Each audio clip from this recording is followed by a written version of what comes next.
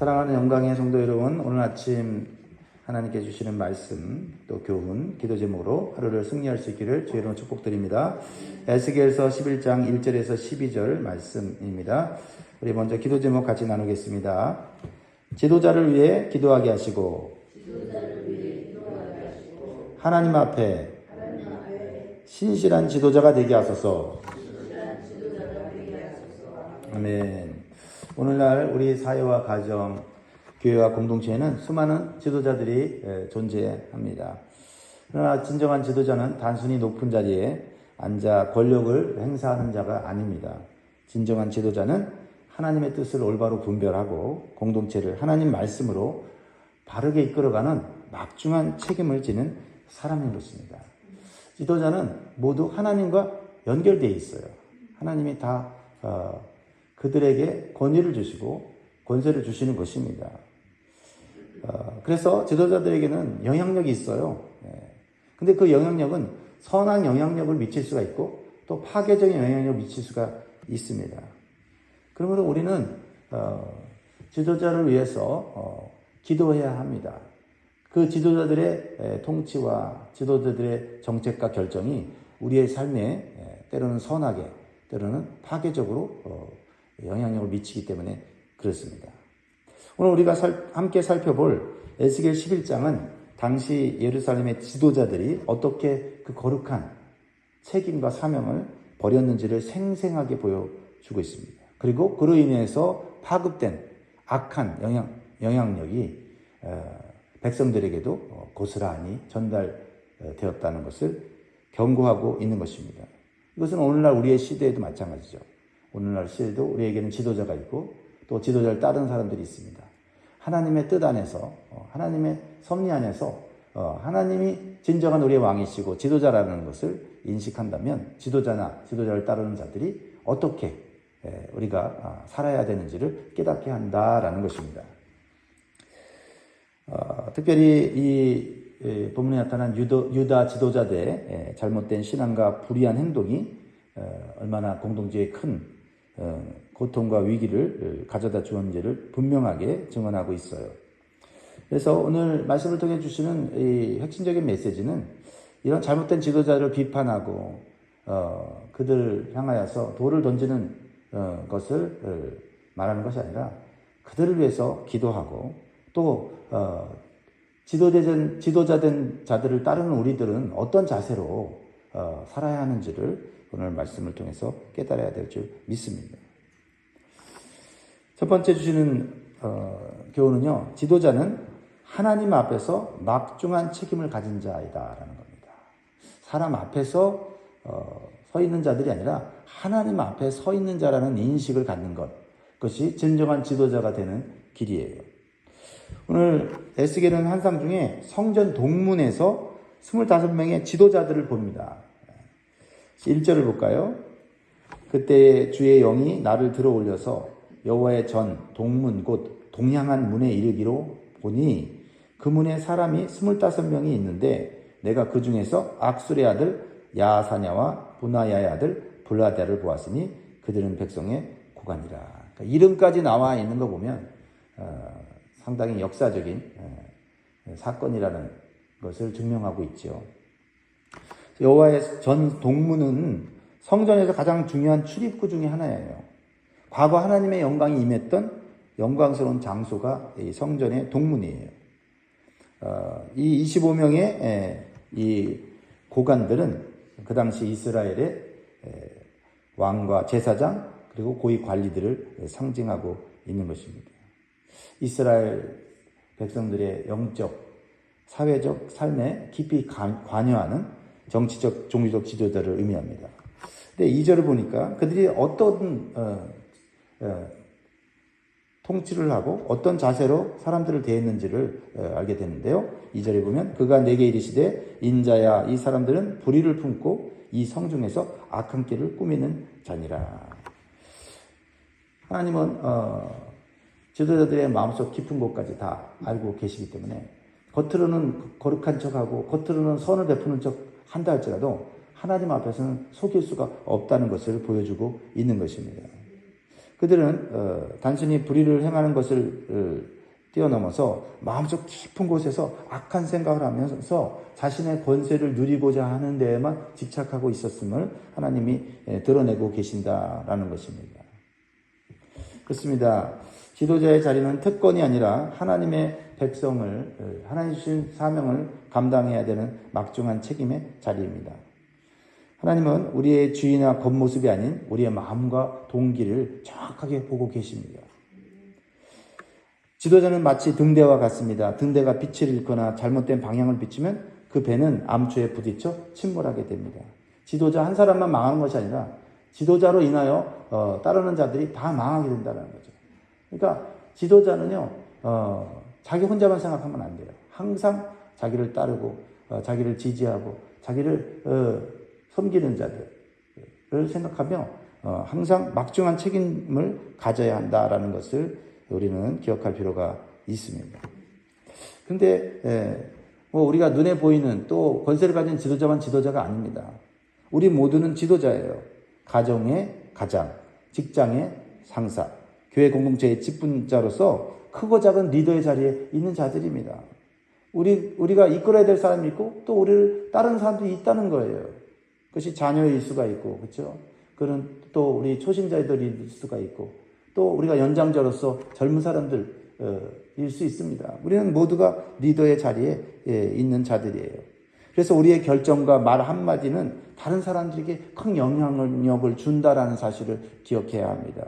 그래서 사람 앞에서가 아니라 하나님 앞에서 우리 자신을 돌아볼 필요가 있다라는 겁니다.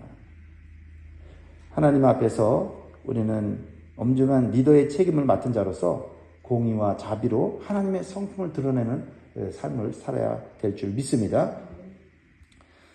두 번째로 지도자에게 주시는 영적인 교훈은 지도자의 착각은 백성의 불행을 가져온다라는 교훈입니다. 3절 4절을 읽겠습니다. 3절 4절 시작. 그들의 말이 집 건축할 때가 가깝지 아니한즉 이 성읍은 가마가 되고 우리는 고기가 된다 하나니 그러므로 인자야 너는 그들을 쳐서 예언하고 예언할지니라. 이 3절에 보면 지도자들의 하는 말이 나오죠. 이 지도자들의 말은 심각한 영적인 상태와 착각을 보여주는 말이거든요. 자, 여기서 집 건축할 때가 가깝지 않다라는 이 말씀은 그 당시 하나님께서 선지자를 통해 주신 예언과 관련되어 있어요. 하나님께서는 이제는 더 이상 타락한 지도자들과 백성들, 우상 숭배하면서 불의를 행하는 그들이 더 이상 스스로는 정화될 수가 없으니 너희들은 바벨론으로 가서 거기서 포로로서 하나님의 말씀을 어기고 불순종한 것에 대해서 철저히 회개하면서 깨끗해지는 시간을 가지라고 하나님께서 그렇게 명령하셨거든요. 이게 하나님의 예언이었거든요. 그래서 그곳에 가서 집을 짓고 살면서 하나님의 뜻을 다시 되새기고 하나님의 말씀을 따라 사는 삶을 온전히 살 때 다시 돌아오게 하시겠다고 하는 하나님의 예언의 말씀인데 그 당시 지도자들은 이 하나님의 말씀의 예언을 무시했다는 거예요. 무슨 우리가 포로로 잡혀가냐. 우리가 포로로 잡혀가도 다시 금방 돌아올 거다. 라고 하는 거짓 선지자들의 예언을 붙잡고 자신의 권력을 더 누리면서 안락한 삶을 누리려고 했던 그 지도자들에 대해서 하나님은 지금 너희들이 착각하고 있다는 거죠. 그러면서 이렇게 얘기하죠. 이 성읍은 가마가 되고 우리는 고기가 된다. 이게 무슨 말이냐면 이 가마 속에 있는 고기가 잘 있고 안전하듯이 이 예루살렘 성 안에 있는 우리들은 안전하다. 포로로 잡혀간 사람들은 그들은 죄가 많은 사람들이고 그들은 하나님께 징계받는 사람들이고 여전히 예루살렘 성 안에 있는 우리들은 고기 속에 있는 고기처럼 우리는 안전하다. 라고 백성들을 안심시키고 그 안심은 거짓된 안심이죠. 그리고 자신이 지도자로서 많은 것들을 혜택을 누리려고 하는 이런 지도자들의 악한 욕심이 있었다라는 거예요. 근데 하나님은 너희들의 그런 거짓된 생각과 그런 교만은 착각이다라고 말씀하고 있다라는 거죠. 여러분, 우리도 이런 착각을 할 때가 있어요. 환경을 보고 또 다른 사람들의 어떤 불행을 보면서 저 사람의 불행은 나하고는 상관이 없어 라고 생각을 한다든지, 저 사람들은 죄가 많아서 그런 불행을 당하는 거야. 나는 안전하게 살 거야. 내가 지금 종교 생활을 하고 있고 내 나름대로 성실하게 살고 있잖아 라고 하면서 자기 자신의 내면의 죄악을 보지 못할 때 우리는 더 큰 하나님의 심판과 징계를 받을 수밖에 없다는 것을 오늘 말씀하고 있는 것입니다. 누군가 불행을 당하고 고통을 당하고 징계를 당하면 내가 받을 수 있는 징계고 내가 받을 수 있는 재난과 불행이라는 생각을 생각하면서 우리는 하나님 앞에 겸손해지고 내 죄를 발견하고 회개하고 겸손해질 때 우리는 하나님 은혜 가운데 살아가게 되는 줄 믿습니다. 그래서 우리는 세상의 풍요와 안정이라는 외적인 상황에만 의존해서 이 정도면 괜찮지 라는 자기 기만적인 확신에 빠져서는 안 된다는 사실을 여러분 기억하시기 바랍니다. 마치 바다에 침몰한 거대한 타이타닉호의 선장처럼 이 배는 절대 가라앉지 않는다 라는 자만이 결국은 수많은 생명을 잃게 했다는 사실을 우리는 잘 알고 있습니다. 최고의 과학기술이라고 하는 현대 문명 속에서 그것을 안전한 가마라고 생각하고 우리가 살아간다고 한다면 우리는 거대한 이 하나님의 심판이라는 빙산 앞에서 무너질 수밖에 없다는 사실을 우리가 기억해야 될 줄 믿습니다. 무엇보다도 지도자들이 착각하고 자기 기만적인 확신에 살아가게 될 때 그들은 하나님의 예언의 말씀을 무시하게 되고 하나님 말씀을 변경하거나 왜곡하여서 그것을 자기 식으로 해석을 하여 하나님을 오히려 대적하는 일을 하게 될 때 그 공동체는 같이 불행을 당하고 멸망당한다는 사실을 기억하고 우리는 지도자들을 위해 기도해야 돼요. 지도자들이 하나님의 뜻과 말씀을 소중하게 여기고 두려워하고 신실하게 따라갈 수 있게 해달라고 기도해야 될 줄 믿습니다. 단순히 지도자를 비판하고 그들을 욕하는 것으로 끝나서는 안 돼요. 그것으로 우리의 삶은 변하지 않습니다. 지도자들이 하나님 앞에 회개하고 하나님 앞에 겸손해져야만 우리의 삶 가운데 선한 영향력을 얻을 수 있다는 사실을 기억하시기 바랍니다. 자, 세 번째로 주시는 교훈은 지도자의 마음속까지 하나님은 보시고 심판하신다라고 말씀하고 있습니다. 우리 5절을 같이 읽습니다. 5절 시작. 여호와의 영이 내게 임하여 이르시되 너는 말하기를 여호와의 말씀에 이스라엘 족속아 너희가 이렇게 말하였도다. 너희 마음에서 일어나는 것을 내가 다 아노라. 하나님 다 아세요. 하나님 다 아십니다. 그래서 아노라라고 하는 이 단어는 지식적으로 단순히 아는 것을 넘어서 관계적으로 깊이 통찰하고 있다라는 것입니다. 지도자가 되고 높은 자리에 올라가면 하나님이 보이지 않아요. 내가 최고인 줄 알고 내가 말하고 내가 결정하는 것이 최고라고 생각하는 거죠. 그러나 여러분 하나님 앞에 우리 인간의 지혜와 인간의 능력이라는 것은 아무것도 아니고요. 하나님께서 허락하지 않으면 그 어떠한 결정도 어떠한 계획도 이루어지지 않는다는 사실을 깨달아야 돼요. 그런 지도자들이 우리 앞에 있을 때 그 공동체는 하나님 안에서 은혜와 자비와 사랑과 공평과 정의를 누리며 사는 복된 삶을 사는 줄 믿습니다. 우리는 항상 지도자들과의 관계 속에서 살고 있어요. 내가 지도자이든지 아니면 따르는 자이든지 지도자와 따르는 자의 관계 속에 살고 있기 때문에 우리는 지도자를 위해서 기도해야 되고 따르는 자로서 우리는 또한 지도자에게 좋은 영향력을 미치면서 살아야 될 줄 믿습니다. 하나님은 이 유다 지도자들의 교만과 자기 기만을 깨뜨려 보셨어요. 그리고 그들이 자신의 권력을 유지하기 위해서 무고한 백성들을 죽였다는 사실에 대해서 하나님은 그들에게 깨닫게 해줍니다. 6절에서 이렇게 말하죠. 이 성읍에서 많이 죽여 그 거리를 치채로 채웠도다. 이런 불의한 지도자들은요, 선을 행하는 것 같지만 사실은 악을 행하고 권세를 누리기 위해서 선을 행하는 거거든요. 그러니까 선을 행한다고 해서 그것이 온전한 선이 아닌 거죠. 그렇죠? 자기 권력에 방해가 되면 교묘하게 법을 이용하거나 또한 자신의 어떤 힘을 이용해서 그들을 모함하고 죽이지 않습니까? 그러면서 또 자기를 따르고 자기에게 도움이 될 만한 사람들에게는 선을 행하는 아주 선한 정치인인 것처럼 지도자인 것처럼 포장하지 않습니까? 하나님 앞에서는 다 드러나게 된다는 거죠. 예. 그들은 앞에서 얘기하지 않습니까? 우리는 가마솥의 고기다라고 얘기를 하는데 사실은 하나님께서는 그 가마솥의 고기라고 안심하고 안정하는 그들을 그 가마솥에서 빼내어서 하나님의 심판의 가마솥에 집어넣어서 그들을 징계하시겠다고 말씀하시는 거예요. 하나님 앞에서는 결코 우리는 속일 수도 없고 하나님 앞에서는 우리는 결코 우리의 힘으로 우리의 모든 것들을 이겨나갈 수가 없다는 사실을 기억하셔야 됩니다.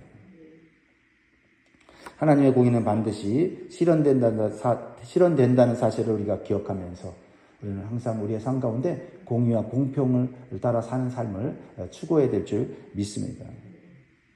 무엇보다도 우리가 지도자를 위해서 기도할 때 하나님의 심판을 두려워할 줄 아는 지도자가 될 수 있도록 기도해야 될 줄 믿습니다. 또한 우리도 하나님의 심판 앞에서 우리도 정직하고 또 겸손한 그런 삶을 살 수 있도록 우리는 살아야 될 줄 믿습니다. 마지막으로 주시는 영적 교훈이 가장 중요하다고 생각을 합니다. 지도자는 누구냐? 하나님을 드러내고 알게 하는 사명을 가진 자다라는 거죠. 자신들이 높아지면 높아질수록 영향력이 있지 않습니까? 높아지면 높아질수록 그 영향력을 가지고 무엇을 해야 돼요? 자기를 드러내고 자기의 존재를 높이는 것이 아니라 하나님이 얼마나 위대하신 분인지를 드러내는 것. 그것이 참된 지도자의 모습이고 하나님의 축복을 받는 지도자의 모습이다라는 것입니다.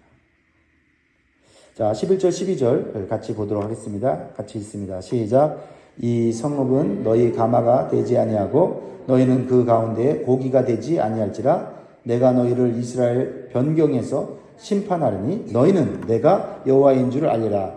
너희가 내 율례를 행하지 아니하며 규례를 지키지 아니하고 너희 사방에 있는 이방인의 규례대로 행하였느니라 하셨다라. 하나님은 심판의 결과를 통해서 말씀하세요. 너희는 내가 여호와인 줄 알리라. 이것이 모든 심판의 궁극적인 목적이에요. 하나님은 지도자들의 실패와 심판을 통해서라도 백성으로 하여금 살아계신 하나님이 참된 왕이시고 통치자이신 것을 드러내신다는 거죠. 유다 지도자들은 하나님의 율례와 규례를 버리고 사방에 있는 이방인의 규례를 행하였다라고 말씀하고 있어요. 세상의 원칙과 기준을 따라서 그들은 이 세상을 통치했다라는 것이죠. 하나님의 백성들을 다스려야 될 하나님의 임명을 받은 지도자들이 오히려 세상 권력자들의 모습을 따라갔기 때문에 하나님께 심판을 받을 수밖에 없다라는 겁니다. 우리는 이 지도자들의 사명을 생각하면서 우리의 사명과도 연결되는 것을 보게 돼요. 우리가 삶이 풍요로워지고 우리의 삶이 나아지고 우리가 존귀한 자가 되어질수록 사람들에게 인정받고 칭찬받는 자가 되어질수록 우리는 누구를 드러내야 돼요? 하나님을 드러내고 하나님을 높이는 자가 되어야 돼요. 반대로 우리가 교만해지고 우리가 하나님의 자리에 앉는다 할지라도 우리가 결코 그렇게 되지 못하는 것은 하나님께서는 하나님의 자리에 앉은 자들을 징계하시고 심판하심으로써 하나님이 얼마나 높으시고 존귀한 분인지를 드러내신다는 거죠. 그러니까 이왕이면 하나님을 우리가 높여서 하나님 앞에 칭찬받고 복받는 자가 돼야 되지, 하나님을 높이지 않고 나를 높임으로 하나님께 징계받음으로 하나님이 높으신 분임을 거꾸로 증명하는 그런 어리석은 삶을 살면 안 된다는 거죠. 하나님은 지도자를 향하여 말씀하세요. 너희들에게 준 이 권세를 가지고 하나님의 공의와 자비로운 성품으로 세상을 다스려서 하나님이 어떤 분인지를 드러내면 너와 내 백성이 잘 되게 하신다고 말씀하세요. 그러나 너희들이 하나님 주신 권세를 가지고 너희들을 높이고 그리고 하나님을 삶 속에서 지워버리는 일을 하면 결국은 너희들은 망할 것이고, 그리고 하나님이 얼마나 공의롭고 위대하신 분인 것을 너희들이 깨닫게 될 것이라는 거죠. 여기서 지혜로운 자의 삶의 결단을 우리는 깨달아야 되는 거죠. 하나님이 조금이라도 나를 높여주시고 조금이라도 풍성케 하시면 하나님이 하셨습니다 라고 할 때 우리의 생명은 길고 우리와 함께 있는 자들은 함께 평안과 행복을 누리게 되는 줄 믿습니다. 그런 지도자가 되도록 기도해야 되고 또한 우리가 되도록 기도해야 될 줄 믿습니다. 그렇습니다. 지도자나 우리 성도들의 삶의 최종 목적은 자신을 드러내는 것이 아니라 하나님을 드러내는 것임을 기억하시기 바라요. 좋은 안내자는 여행객의 시선을 자신에게 집중시키지 않고 목적지를 정확히 가르쳐주는 사람인 것입니다. 그런 좋은 안내자에게 많은 사람들이 따르게 되고 찾게 되는 줄 믿습니다. 우리는 크고 작은 공동체에 우리는 지도자들입니다. 우리가 지도자로서 어떤 수고를 하고 헌신하고 한 다음에 우리가 점검해야 될 건 뭐냐면 내가 하나님을 드러내느냐 아니면 나를 드러내느냐 하는 것을 한번 판단해 보는 것입니다. 말씀을 맺겠습니다. 사랑하는 성도 여러분, 오늘 우리는 예수길의 엄중한 경고를 통해서 지도자가 가져야 할 막중한 책임감을 깊이 묵상했습니다. 그렇습니다. 우리는 하나님의 뜻을 분별하고 책임을 다하는 사람이 되도록 오늘 이 말씀 앞에서 결단하면 좋겠습니다. 결코 하나님을 속일 수 없고 자기 착각으로는 이 세상을 하나님의 뜻대로 말씀대로 살 수 없다는 사실도 기억할 수 있기를 바랍니다. 그래서 하나님께서 영원토록 우리와 함께 하시고 우리를 복된 길로 인도하시는 그러한 복된 성도가 되시기를 주의 이름으로 축원드립니다. 기도하겠습니다.